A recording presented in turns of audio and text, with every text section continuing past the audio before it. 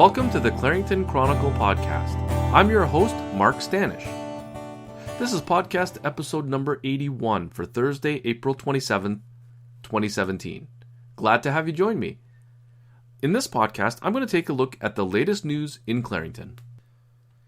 Okay, so tell me it isn't warm out there today. I'm recording this on Thursday evening on the 27th, and it's something like plus 25 out there. We're having a real heat wave here in the early part of spring, so I'm excited for that. But, you know, it has been up and down weather. It was very cold the other day, and it's kind of alternating up and down, so typically I wear my coat as long as I can because I know if I take it off too early I'll just get sick, so I'd rather sweat than get sick. So I don't know what your strategy is for this, but with the up and down weather I tend to simply keep my coat on as long as possible until I really am sure that winter and spring have kind of passed away.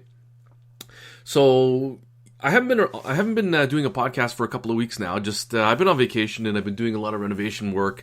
I had an opportunity to redo my powder room, and I've done the tiling, which is the first time I ever tried doing that myself, and changing the toilet and changing the sink. So it's a bit of a learning curve, and I just want to give a shout out to my dad. He helped me quite a bit and lent me a lot of tools and gave me a lot of wisdom and advice for how to do it. And the right kind of advice, because it seems to have come out, and I now have a new bottom half to the powder room, but I am still working on the mirror, light, and shelves and painting, but it's a work in progress, but it's coming along, so I'm happy with that. So this podcast, I'm going to try something new. I want to do a little bit of an experiment for a few weeks anyways, and try and do more of a sort of a news show. So, you know, as you know, if you've been listening to the podcast for any length of time, this is number 81, so we've been doing it for a good length of time. I guess in August we'll be approaching the 2nd anniversary, but for 2 years there, so it's been quite a while. We've done 80 of them. This is number 81, and I'm going to try and switch it up from kind of a discussion of an issue. You know, usually I do a few news items at the beginning and then a discussion of an issue, but this one I'm going to start doing something a little bit different, see if it works, see if people are interested in this. And, you know, please leave me a comment or email in and just give me a suggestion if you want anything changed or added, and I'll definitely consider it and would love to hear from you. So what I'm going to do is go through a couple more news items than I usually do and sort of make it more about community events and what's going on in an audio format, so that you can, whether you're on the go or whether you're on the, you know, wherever you are with your device, you're able to access this and kind of get an update on some things that at least I think is important and that you may have missed in local coverage, or you just may have not have had time to go to the different websites and check them out. So I'll try and aggregate that information and bring it to you. So the first one I want to mention is the Maple Festival. So that's coming up on Saturday, May 6th. And I was kind of watching this for a while because I love this one. There's the Apple Fest in the fall, but this Maple Festival is just amazing in the springtime. So it's going to be coming on Saturday, May 6th, and it's being held in historic downtown Bowmanville. I'm going to include a link so you can check that out. But I'll read a little bit from that to you now so you can get an idea what it's about. If you haven't been, really you should make an effort to attend. Hopefully the weather holds out for us. So here's from the press release from Bowmanville.com. Under their events section, you can find more information, but it says there's nothing more Canadian than freshly harvested maple syrup. And I agree. Some people I think don't like maple syrup, but I don't know what kind of people they are because I love maple syrup. It says, come celebrate the start of spring in historic downtown Bowmanville on the first Saturday in May. This highly anticipated festival showcases many of our local syrup producers who offer up the best of the region. Maple products abound at Maple Fest, and you will be delighted to find treats such as maple donuts, cheese, candy, nuts, fudge, and so much more. It says here, stroll along 4 city blocks to explore unique items from our craft and food vendors. So this is held right downtown in Bowmanville, so right along Highway 2 in Bowmanville. So if you head towards Bowmanville from Curtis or from Newcastle, you can't miss it. Just go down Highway 2. It says make sure to arrive early so you can enjoy our famous hot pancake breakfast while being entertained by live musicians. The children will be thrilled to see our friends from the Bowmanville Zoo and enjoy many kid-friendly activities. So I'm not sure which animals will be there from the former Bowmanville Zoo, but we'll be watching that as well. And so admission's free, parking's free, and it's brought to you by the Merchants of Historic Downtown Bowmanville. So please make an effort to attend that if you can. There's a whole bunch of stuff for kids, but there's a whole bunch of stuff for everybody. And I always pick up a hearty supply of maple syrup because I love maple syrup, and my family does too. So I'll be looking forward to that. Now, the second big news item that caught my attention was CBOT being named one of Ontario's top 10 economic development offices. So the Clarington Board of Trade and Office of Economic Development is very active in Clarington. And if you've never met anybody from there, I've met the executive director, Sheila Hall, several times, but it's a fantastic group. They've been around for many years and have been doing quite a bit of work in Clarington to promote business and trade. So I'll include a link here, but the Clarington Board of Trade received this award, and they're obviously very happy about that. And on their website here, they have a little blurb, a little news article, and it says the municipality of Clarington within the region of Durham is hosting 3 of the top 100 largest infrastructure projects in Canada. So that's the Darlington Nuclear Refurbishment, Port Granby project, and the extension of the 407 East to Highway 35 and 115. I'd even put in here the GO expansion, because that's slated for within, I guess, about 7 years now. It was announced in last year's provincial budget, and which is actually today, the latest one. So we're 7 years, we hope, away from having a GO train extension to Clarington, to Curtis and Bowmanville.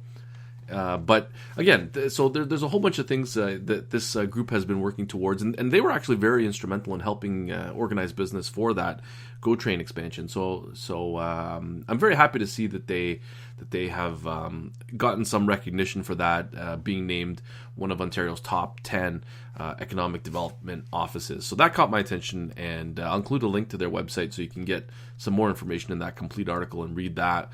But if you're interested at all in business in Clarington, that's a fantastic development, and hats off to that whole team. Okay, and another news item that I want to bring to your attention is the Junior Firefighter program. So this is mainly aimed at people who have kids, or if you have somebody that's interested in this program that's of the appropriate age. So this is a program that's been going on for many years, and my 3 children attended it, and I think they really enjoyed it. I very much thought it was a fantastic program for them. And so I'm just bringing this to your attention so that if you have children that are 10 or 11, you may consider sending them to this. So it's the Junior Firefighter program, and it's free for Clarington residents who are aged 10 and 11. Now, registration is going to begin Monday, May 1st at 9 a.m. So that's this Monday coming up, and it's sponsored by OPG. So I'll include a link, but it says here, and this is on the clarington.net website, each year during the summer months, 200 boys and girls spend 1 week in Junior Firefighter camp learning personal safety guidelines from our community partners in public safety. So the program runs for 5 weeks in July and August each summer, and is open to kids between the ages of 10 and 11 years who are Clarington residents and who have not previously participated. So many kids go to this. You'll get one of the weeks, and your kid will go. So once registered, you get an automatic email to confirm that they've received your application, but that's not an acceptance. So it is very difficult to get into this. So make sure you apply early and apply often. So if you don't get in the first year, maybe try and get in the next year.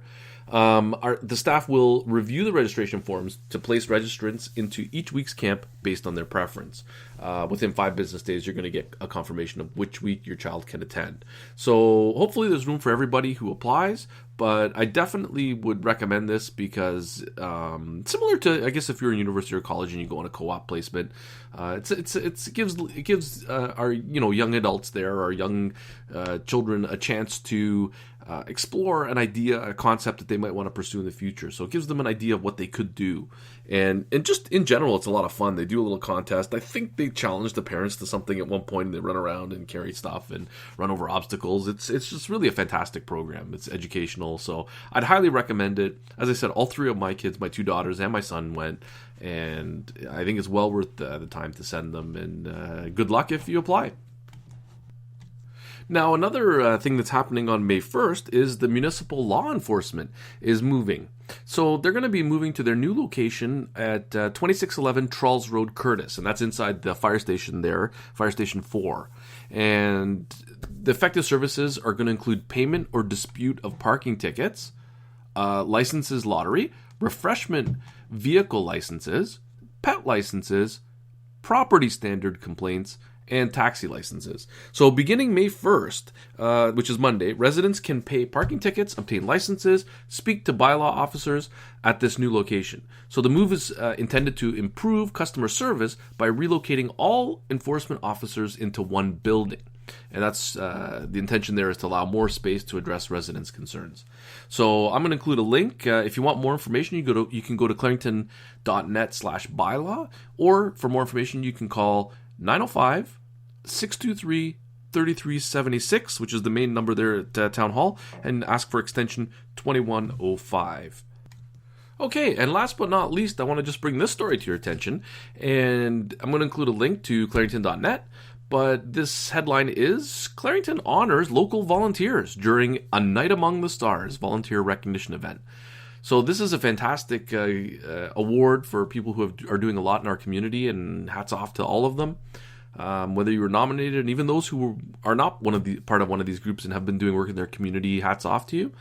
So this is dated April 27, and it says the municipality of Clarington thanked volunteer groups for their tireless contributions to the community during a Night Among the Stars volunteer recognition event held this past Tuesday night. Among the night's honorees were 45 local community groups and their selected volunteers. And I thought this was kind of interesting, just going down the list of these 45 groups. You've heard of probably most of them, but when you list them all, we have a lot of community groups in the neighborhood. So if you're not a member of one of them, consider volunteering in one of them, because they do a lot in our community. So it continues here. Clarington Mayor Adrian Foster thanked the volunteers for their dedication and continued commitment to their organizations. The mayor told volunteers they were building a caring and compassionate community. So I can't go through them all here, but I'll name a few of them here that stand out at me. There's the Agricultural Advisory Committee of Council, Association of Hospital Volunteers, several Girl Guides, Heart and Stroke Foundation, the Salvation Army Thrift Store, the Bowmanville and District Navy League, the Older Adults Association of Bowmanville, Friends of the Farewell, the Royal Canadian Legion Ladies Auxiliary Branch 178, the Tyrone Community Center, Clarington Heritage Committee, the Clarington Concert Band, a whole bunch, Clarington Eagles Hockey Club, and along with the Minor Lacrosse Association, Lions Club of Curtis, the Newcastle Horticultural Society, Orono Agricultural Society, the Orono Horticultural Society, Scouts Canada, Lakeshore Ridge Area, Big Brothers and Sisters of Clarington, the Knox Christian School, Knights of Columbus Council 6361, St. Francis of Assisi Catholic Women's League, along with the Society of Vincent de Paul, St. Joseph Conference, Bethesda House, Clarington Baseball Association, The Gathering Place, several in Newcastle, including the Lions Club, Village and District Historical Society, Village Concerts, and the Village Community Hall Board. So hats off to all of them, and there's several more, but as I said, there's lots and lots of them, so I encourage you to check the link out, and if you have any interest in volunteering, please volunteer at one of these groups. Question of the podcast: have you ever attended the Maple Festival in Clarington? Have you ever attended the Maple Festival in Clarington? And that's it for episode number 81 of the Clarington Chronicle Podcast. If you'd like to comment on the podcast or have an idea for an upcoming episode, please email me at claringtonchronicle@gmail.com. And you can find this podcast on Twitter at ClaringtonChron, or on one of the Facebook pages dedicated to Clarington or communities within Clarington, or on my website, markstanish.com. You can subscribe for free on iTunes or Android and get instant updates when a new podcast is uploaded. I'm also now on YouTube. Thanks for listening.